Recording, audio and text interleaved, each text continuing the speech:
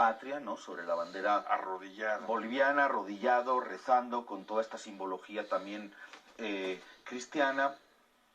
Un Camacho al que nadie le ha dado ni un solo voto, pero que representa a los sectores más reaccionarios, terriblemente fascistas, los que en el 2007-2008 pateaban a hermanos indígenas, campesinos, los hacían arrodillarse, los escupían, etcétera, etcétera, en las plazas de Sucre o de Cochabamba, y que de alguna manera ha sido quien ha podido canalizar por fuera de los partidos, justamente por los problemas también de entendimiento. Entonces, quien ha podido canalizar y protagonizar el golpe de Estado, ¿no? Tenemos también otros sectores que son importantes, como es la policía. La policía en Bolivia siempre fue golpista. Siempre. Siempre. Eso explicaría, por ejemplo, estas imágenes de los policías quitándose sus insignias y recortando la huicapala de esas insignias. Así es algo terrible, ¿no? Hermanos aymaras, quechuas, morenos, pertenecientes a sectores populares, pero absolutamente desclasados, que se quitaban la huipala, ¿no?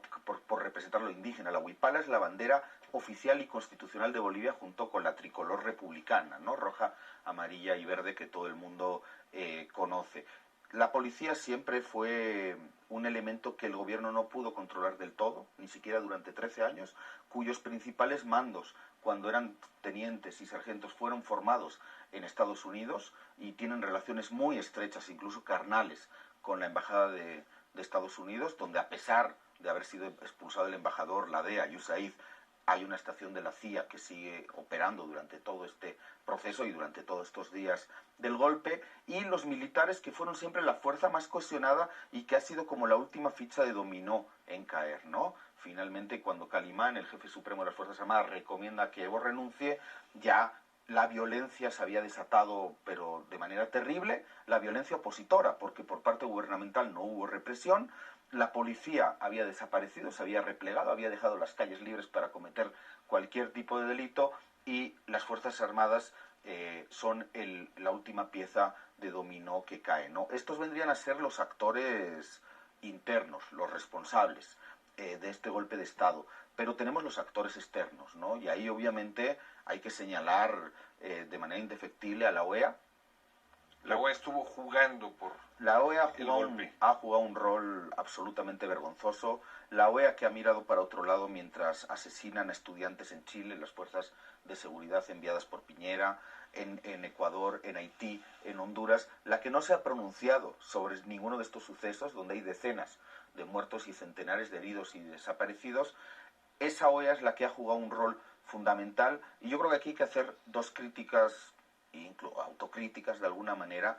Por un lado, creo que el gobierno boliviano cometió un error, asumiendo como vinculante la auditoría de la OEA, pero también creo que la autocrítica debe ser más general, en el sentido de que, al no tener instituciones de integración regional, como en otros momentos fueron las misiones de UNASUR o de la propia CELAC, pues casi fue el último recurso que quedó para pacificar el país, o para no ir a un enfrentamiento civil. Claramente se equivocaron en confiar en la OEA, que ha pegado una puñalada por la espalda, y la OEA, pues ya sabemos lo que es y a quién sirve, ¿no? Tanto Almagro, repudiado en su país y por su propio partido y el Frente Amplio, como los Estados Unidos y el Departamento de Estado, que siempre han operado por medio de la OEA, ¿no? El antiguo Ministerio de las Colonias que decía el Che Guevara. ¿Quién? El canciller Roa. El canciller Roa. ¿Quién más estaría en ese papel desde afuera? ¿Estados Unidos? Sí, sin ninguna duda. O sea, no hay ninguna duda. Estados Unidos viene haciendo un trabajo grande, ¿no? La propia estación de la CIA en Bolivia, a pesar, como digo, de estar expulsado el embajador, de estar expulsada la DEA y estar expulsado USAID en los primeros años de gobierno de Evo Morales, la estación de la CIA siempre ha operado. Los funcionarios que están ahí bajo otros ropajes, que agregado de cultural, que su vicecónsul, etcétera, siempre han estado operando.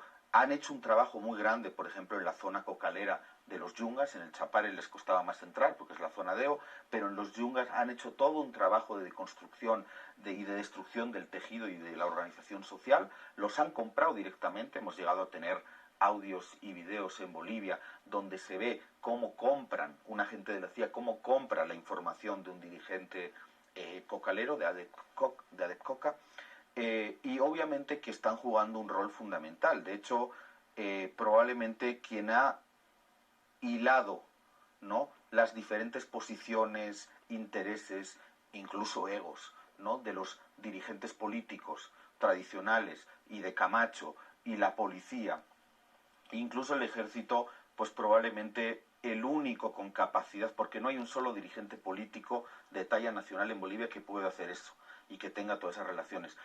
Los únicos que han podido hilar todo ese cúmulo de intereses que desembocan en un golpe de Estado ha sido sin ninguna duda Estados Unidos y el Departamento de Estado.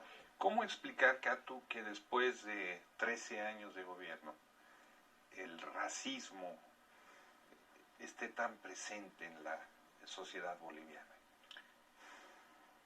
¿No avanzó la descolonización? Pues es una buena pregunta. Yo creo que nos confiamos mucho, el gobierno boliviano se confió mucho en que la etapa golpista de 2007, 2008, donde atacaban a campesinos, donde se produjo la masacre de Pando, ¿no?, de campesinos a cargo del exgobernador Leopoldo Fernández, y etcétera, ¿no?, tantos actos de racismo y de clasismo, ya cuando atacaban la Asamblea Constituyente, como que se confiaron en que quedaron superados por la nueva Constitución, ¿no?, que establecía derechos, que establecía que otorgaba el rol de sujeto al movimiento indígena originario campesino.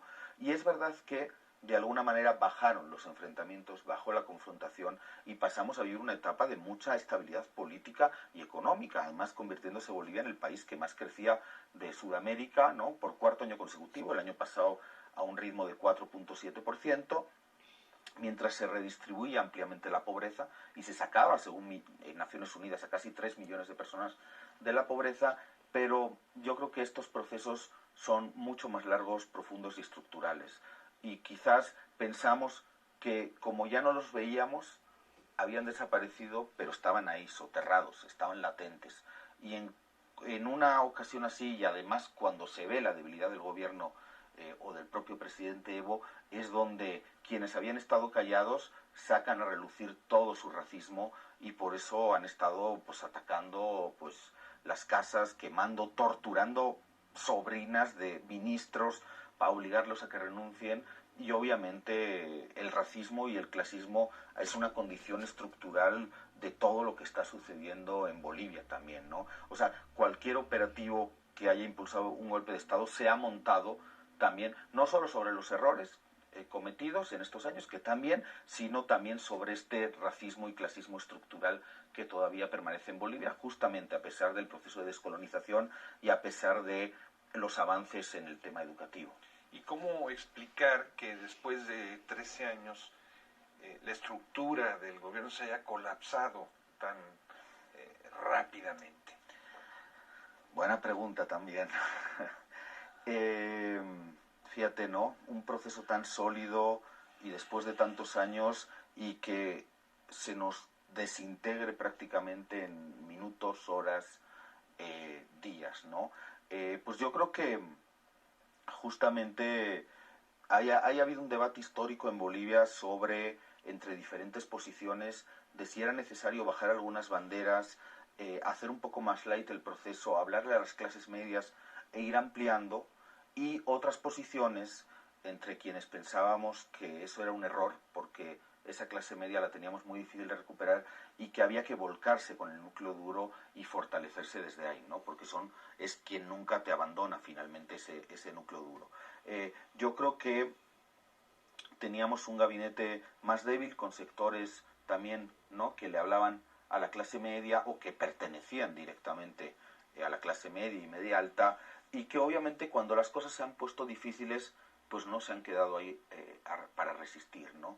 Yo he visto al presidente, más allá de su núcleo duro y del vicepresidente y del ministro de la presidencia y del propio canciller, yo he visto al presidente muy solo en estos días, ¿no? Y ahí, bueno, pues se nos han generado problemas. Pero cuidado, tampoco nos equivoquemos, el MAS sigue siendo la principal fuerza política y social de Bolivia y yo no tengo ninguna duda de que se va a construir una resistencia y de que se va a volver. ¿Hay espacio entonces para la resistencia? Lo hay, Y yo creo que todo pasa por la decisión que pueda tomar el presidente Evo de cuáles son los próximos pasos, ¿no? Finalmente Evo siempre fue el aglutinador, el cohesionador, ¿no?, de todo ese amplio movimiento político y social llamado de una manera amplia, ese conglomerado de movimientos, sindicatos, etcétera, etcétera, y Evo va a seguir siendo el líder, sea presidente o esté en la oposición o en la resistencia, ¿no? Y ahí, por lo tanto, lo que hace falta es esperar también las reflexiones de cuáles deben ser los siguientes pasos que nos haga el presidente Evo.